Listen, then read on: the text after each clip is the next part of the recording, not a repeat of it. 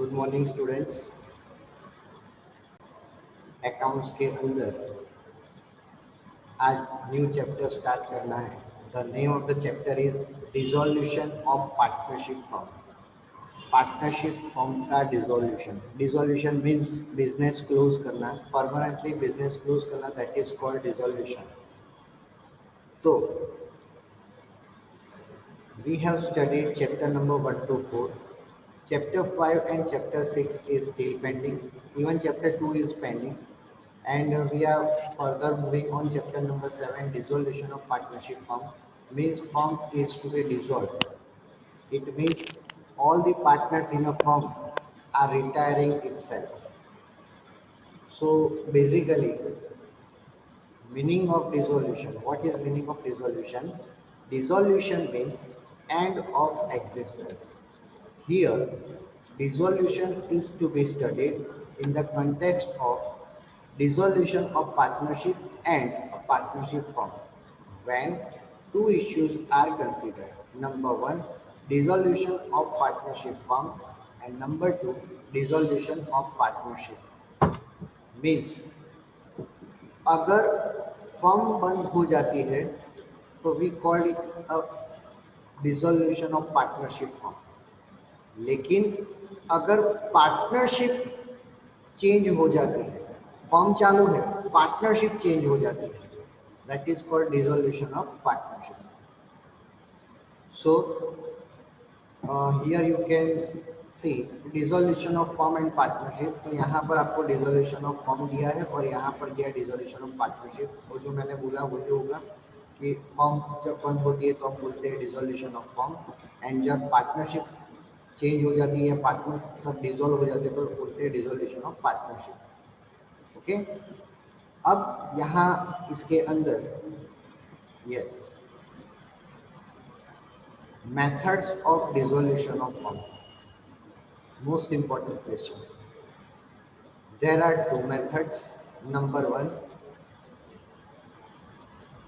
normal dissolution or dissolution without interference of court. Means without interference, partners dissolve the firm. That is called normal dissolution. Second, dissolution by court means form dissolve by the court. Dissolve का मतलब होता है बंद करना, means form को बंद करना है। तो एक तो कोर्ट के इंटरफियरेंस के बिना भी बंद हो सकता है, एंड सेकेंड कोर्ट के इंटरफियरेंस के साथ भी बंद हो सकता है। दो अलग अलग वे है। तो आपको मेथड पूछा जाए तो your answer is this two. And अगर आपको ऐसा क्लियरली बोला जाए तो व्हाट इज नॉर्मल डिसोल्यूशन, या अगर आपको ऐसा लिखा जाए कि provide methods for dissolution without interference of court, then these are the methods 1, 2, 3, 4 and 5. Number 1, in normal dissolution, number 1, by agreement means all partners agree to dissolve the firm. If all the partners dissolve the firm, that is called by agreement. And what is the agreement? Agreement is based on time. When the time goes on, when the time expired, then firm is automatically dissolved. Say for example, अगर तीन partner X, Y and Z, अगर ये तीन partner उनका 5 years का form partnership form का contract है, and if the contract expires at the maturity of time, means if 5 years are expired, then as per the agreement firm is dissolved. That is called normal dissolution by agreement. Second point, dissolution as per contract. Dissolution of partnership firm can be done on the basis of predetermined contract between the partners. यहाँ पर partners ने contract किया है, एक specific काम करना है, उसका कॉन्ट्रैक्ट चल रहा है, जैसे ही कॉन्ट्रैक्ट खत्म पार्टनर ऑटोमेटिकली डिसॉल्व हो जाए। Example, you can see in Ahmedabad there is a project of metro project. and there is one builder, means we can call it as a contractor. Ranjit Buildcon. The contractor of metro project is Ranjit Buildcon. Now, there are more, it may be possible that there are more than 3, 4, 5 partners in a Ranjit Buildcon, because एक इंसान इतना बड़ा project लेकर बैठेगा तो उसके पास उतना सारा कैपिटल नहीं होगा। तो उसने क्या किया, अपने जैसे कुछ लोगों को साथ में इकट्ठा किया, सब मिलकर साथ में काम कर रहे हैं एक मेट्रो बनाने का।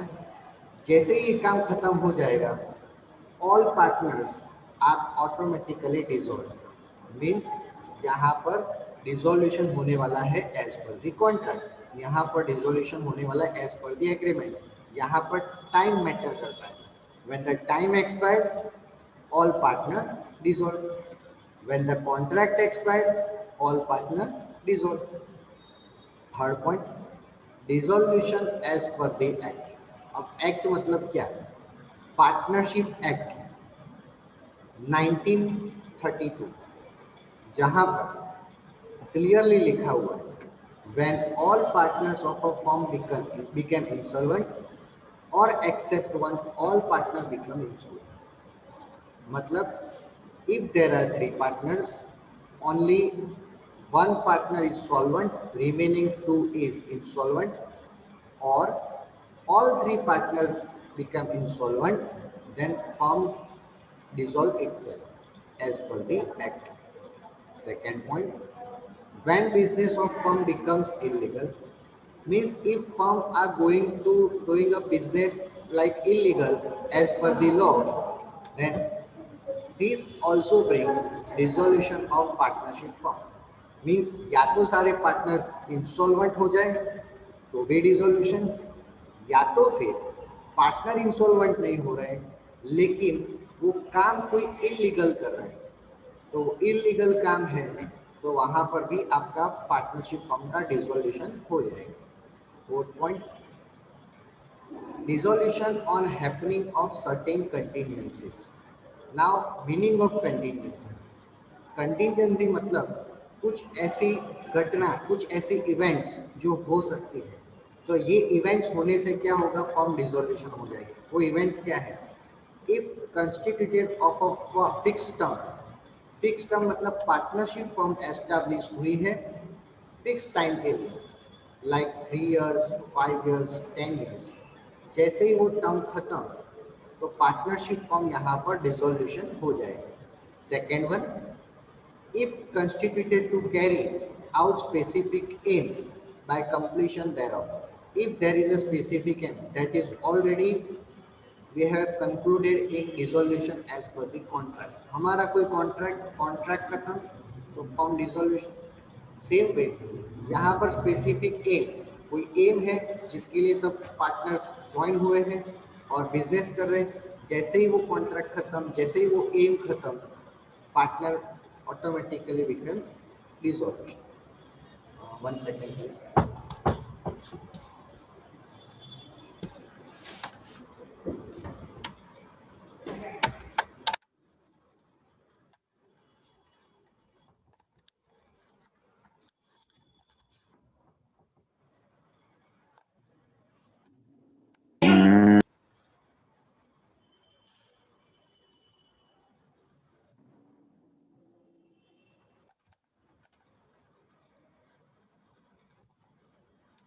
Okay, next one,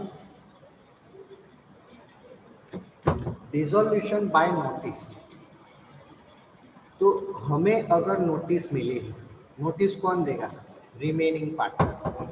अगर remaining partners means if there is a partner X Y and Z, if any one partner और more than one partner has pass a notice to dissolution of firm, and remaining partner means if notice has been given by x and y and this notice is accepted by z, and if z accept this notice, then we can say that dissolution by notice, कि x और y ने notice दिया z को और z ने वो notice accept कर लिया कि हाँ भाई आपकी बात तो सही है, तो उसको बोला जाएगा डिसोल्यूशन बाय नोटिस।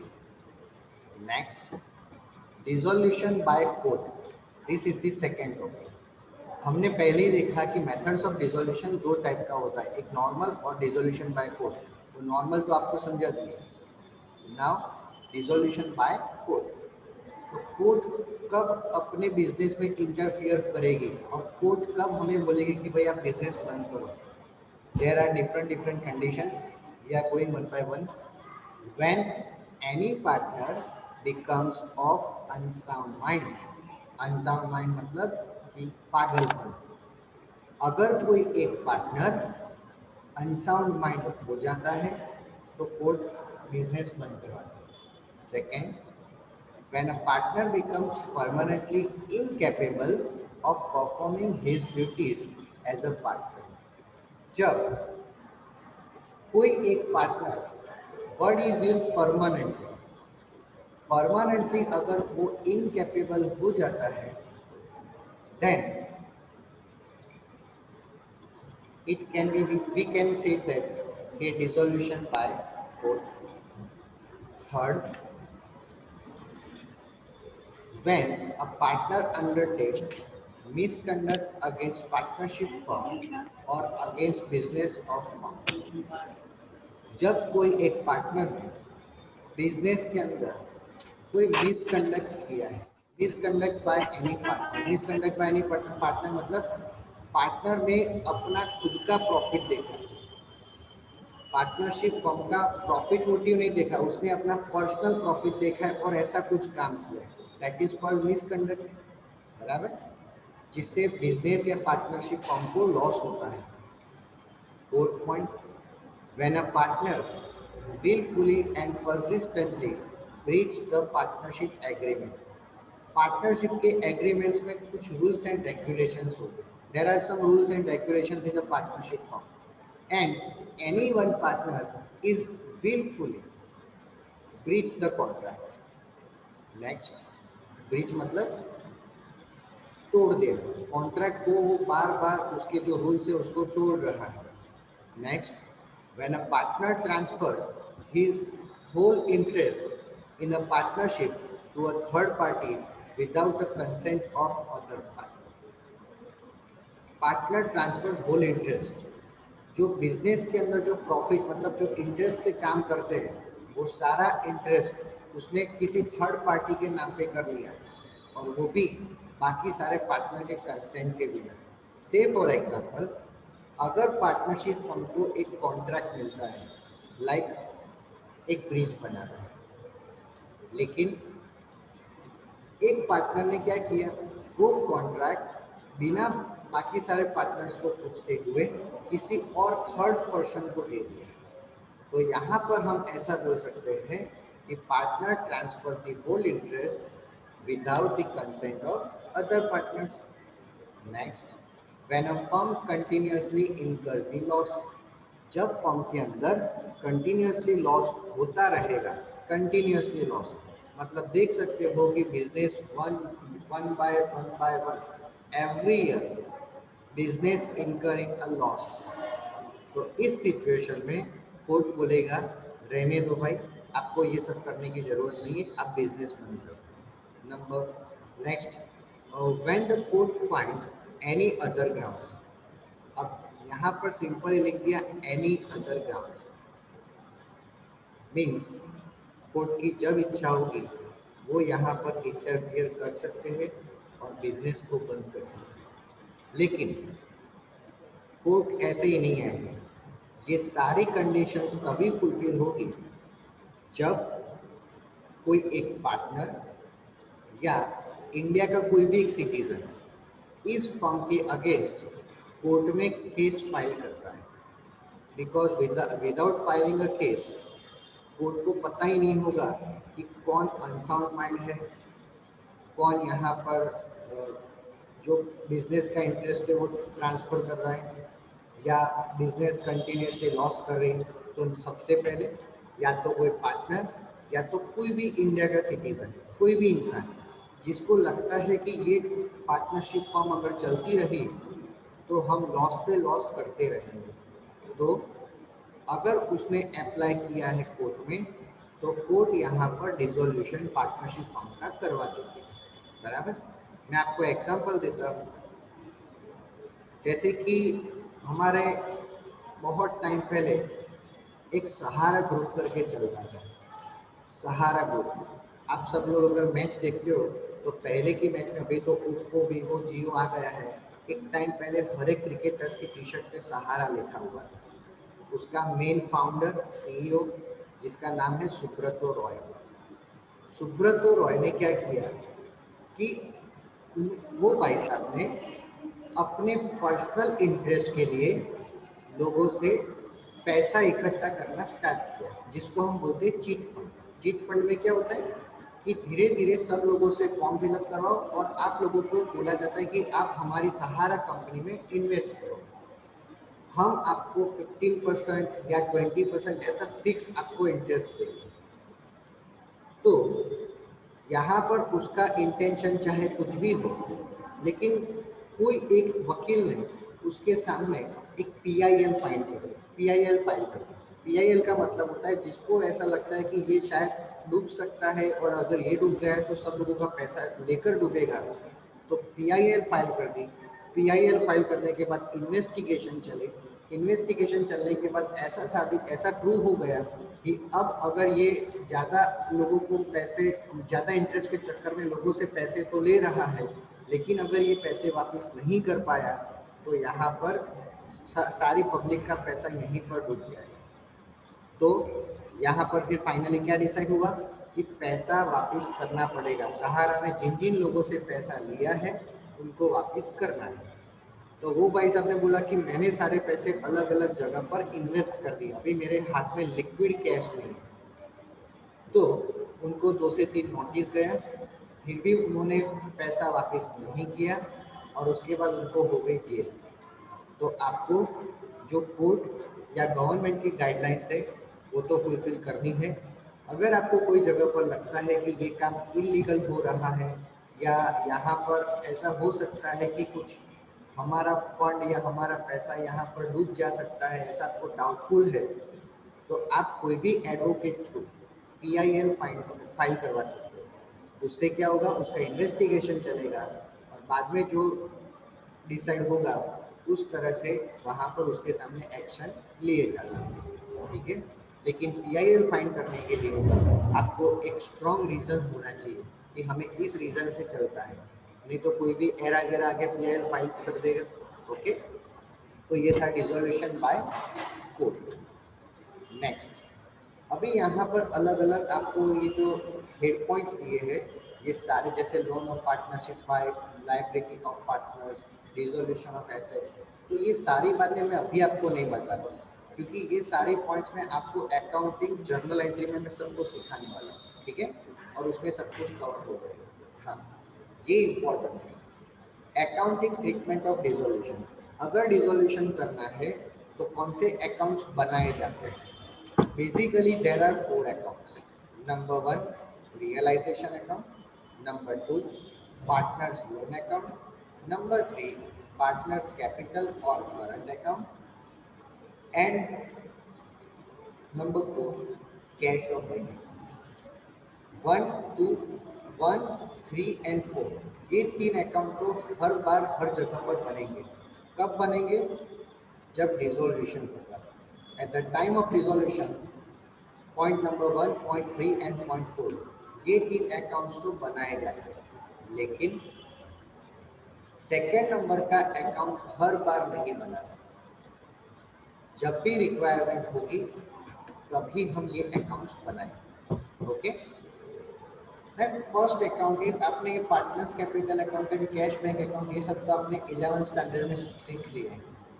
फर्स्ट है रियलाइजेशन अकाउंट। रियलाइजेशन क्या होता है? तो 1 marks question, an account which is prepared at the time of dissolution to give the accounting treatment to dispose of assets and payment of liabilities is known as realization account।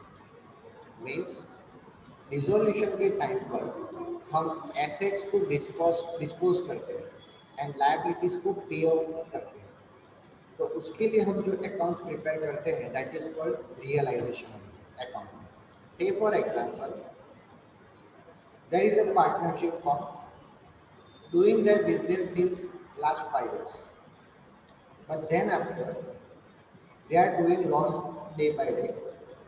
One day they realize that कि हमें ये partnership form बंद कर दिया। तो जब आप खुद सोचो कि अगर हमें पार्टनरशिप फॉर्म बंद करनी है तो ऐसा तो है नहीं कि लॉक कर दिया और चले गए बस पार्टनरशिप फॉर्म बंद। No. Number one, partnership form के अंदर जितनी भी एसेट्स होगी, say for example fan, table, furniture, AC, plant, machinery, vehicles जो पार्टनर्स के पार्टनरशिप फॉर्म के हैं, सारे के सारे एसेट्स हम सेल कर रहे हैं। नंबर टू, जिन लोगों को पेमेंट करना बाकी है, आउटसाइडर्स, कहीं से लोन लिया हो, क्रेडिटर्स को पेमेंट करना हो, bills payable, bank overdraft, what इन सबको हम पेमेंट करें। नंबर थ्री, बिजनेस बंद करने के टाइम पे कुछ एक्सपेंस होता है जिसको हम नाम देते हैं रियलाइजेशन एक्सपेंस। उसका सेकंड और एक नाम है डिसोल्यूशन एक्सपेंस। रियलाइजेशन एक्सपेंस और डिसोल्यूशन एक्सपेंस वो हमें पे करना है। ये एक्सपेंस क्या होता है? जब बिजनेस स्टार्ट किया तो जो लाइसेंस वो सब लिए थे, रजिस्ट्रेशन करवाया था, तो जब बिजनेस बंद करते तो लाइसेंस रजिस्ट्रेशन सब कैंसिल करवाना पड़ता है, तो उसका भी कुछ एक्सपेंस होता है। That is called realisation expense और डिसोल्यूशन एक्सपेंस। वो भी पे करना है। एट द एंड या तो प्रॉफिट हुआ या तो लॉस हुआ।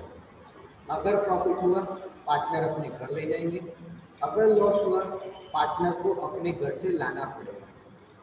That is called dissolution of partnership. Then after हम इन सबको एक हिसाब रखने के लिए, एक अकाउंटिंग ट्रीटमेंट देने के लिए अकाउंट बनाएंगे जिसका नाम है रियलाइजेशन अकाउंट। क्लियरली लिखा है at the time of dissolution. ये डिसोल्यूशन के टाइम पे बनता है। अकाउंटिंग ट्रीटमेंट देनी पड़ती है एसेट डिस्पोज करने के लिए, लायबिलिटी पे करने के लिए। ठीक है। Then after second account is partners loan account. Partners loan account में क्या होगा, ये हर बार नहीं होगा। बिजनेस को कहीं बीच में जरूरत पड़े, any one partner has given a loan to the business at the time of dissolution, such loan repaid to the partner by a firm। अगर पार्टनर एक्स ने बिजनेस को लोन दिया, अब वो लोन वापस तो करना पड़ेगा क्योंकि जब बिजनेस बंद करेंगे सबका पैसा दे रहे हैं वापस, तो जिस पार्टनर ने पैसा दिया तो उसको भी तो वापस करना पड़ेगा। तो जब पार्टनर का लोन दिया हो तो हम उसका अकाउंट बनाएंगे। Third one, partners capital account. Partners capital account ये जनरली पार्टनर्स के सारे बैलेंसेस उसको सेटअप करने के लिए, सेटअप करने के लिए मतलब कितने पार्टनर को कितना पेमेंट करना है या कोई पार्टनर से कोई पैसा लेना है, उसके लिए बनता है capital account. And fourth one is cash of bank. सारी एसेट सेल करेंगे, if we sell off all the assets, cash realise is debited to realisation account and liability paid is credited to realization account। At the end of dissolution, cash और bank debit and credit entry tally होनी जरूरी है। अगर ये दोनों tally हो जाती है मीन्स हमारा सारा प्रोसीजर सही सही जा रहा है। तो ये है उनका अकाउंट्स का इंफॉर्मेशन। ठीक है। बस अब जर्नल एंट्रीज है, तो जर्नल एंट्री स्टार्ट करने वाले हैं। तो मैं इसके लिए आपको एक स्क्रीन और शेयर कर रहा हूँ जर्नल एंट्री के लिए।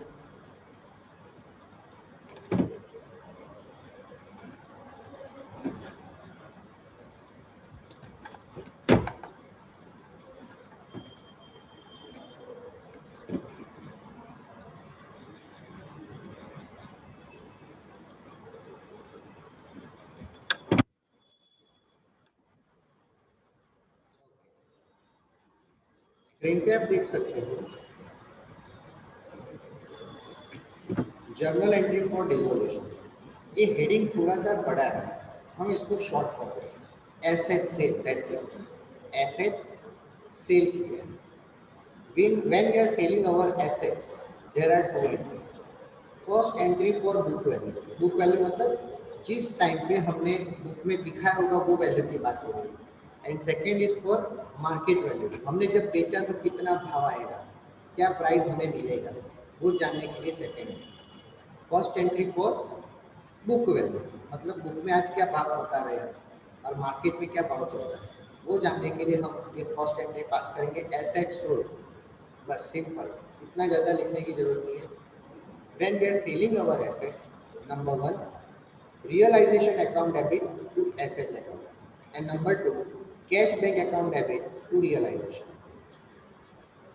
ओके, तो यहाँ पर हम लिखने वाले बुक वैल्यू, यहाँ पर लिखने वाले मार्केट वैल्यू, बिल्कुल इसका ऑपोजिट है। यहाँ पर है एसेट सोल्ड, यहाँ पर है लायबिलिटी पेड, लायबिलिटी पेड, तो यहाँ पर था उसका ऑपोजिट देखो, एसेट क्रेडिट हुआ, opposite side liability debit, liability account debit to realisation, and second इसका opposite realisation account debit to cash, cash credit क्यों हुआ, because we have paid the liability, अगर हम लायबिलिटी पेमेंट कर रहे हैं तो हमारे पास से कैश या बैंक जाने वाला है, and if it goes out then cash और bank account will be credited. Third one, when asset taken over by any partner, here asset sale कर दिया, यहाँ पर एसेट सेल नहीं किया, कोई एक पार्टनर एसेट ले जाएगा, तो फर्स्ट एंट्री तो आपकी जो यहाँ थी वही रहेगी, there is no change in first entry, realisation account debit to asset account, book value, book value. Second entry, जो पार्टनर ले जाएगा, ध्यान से यहाँ पर सेल किया तो पैसा मिला, यहाँ पर तो हमें सेल करना ही नहीं, here asset taken over by partner, such concerned partner capital account debit to realization, concerned partner मतलब जो ले जाएगा उसको डेबिट करना है, रियलाइजेशन क्रेडिट इधर भी है इधर भी है, बट यहाँ पर हमने एसेट सेल किया तो कैश बैंक आएगा और यहाँ पर पार्टनर्स कैपिटल आएगा, कंसर्न पार्टनर। ठीक है, नेक्स्ट, फर्स्ट स्क्रीन पे इतनी journal entry, second screen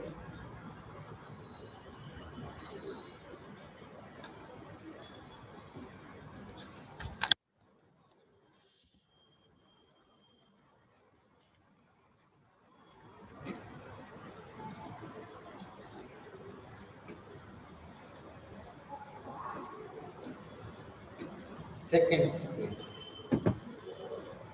liability paid by any partner, liability paid by any partner, तो जो सेकेंड एंट्री थी वही रहेगी यहाँ, फर्स्ट यहाँ सेकेंड एंट्री तो ये सेम रहेगी, liability account debit to realisation, then realisation account debit such concern partners capital account debit, capital और एक में भी current, such concern partners capital account credit, means वहाँ पर हम कंसर्न पार्टनर को डेबिट कर रहे थे एसेट से सोल्ड के टाइम पे, sorry asset taken over by any partner के टाइम पे, यहाँ पर liability paid by any partner के टाइम पे such concern partners capital account is credit.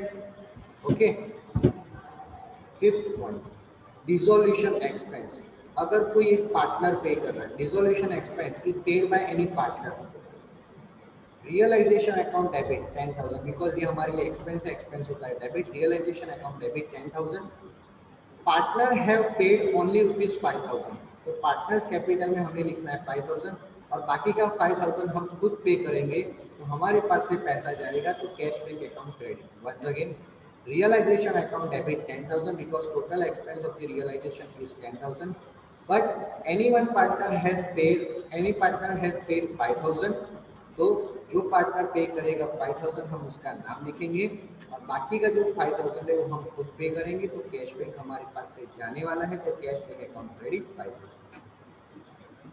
Next one, any one partner takes the liability, yes, लेकिन ये point समझाने के लिए मुझे थोड़ा टाइम चाहिए। और अपना क्लास ख़त्म होने आया है, तो आज का सेशन हम यहाँ तक रखते हैं। नेक्स्ट क्लास में हम इसको आगे डिस्कस करेंगे। Thank you.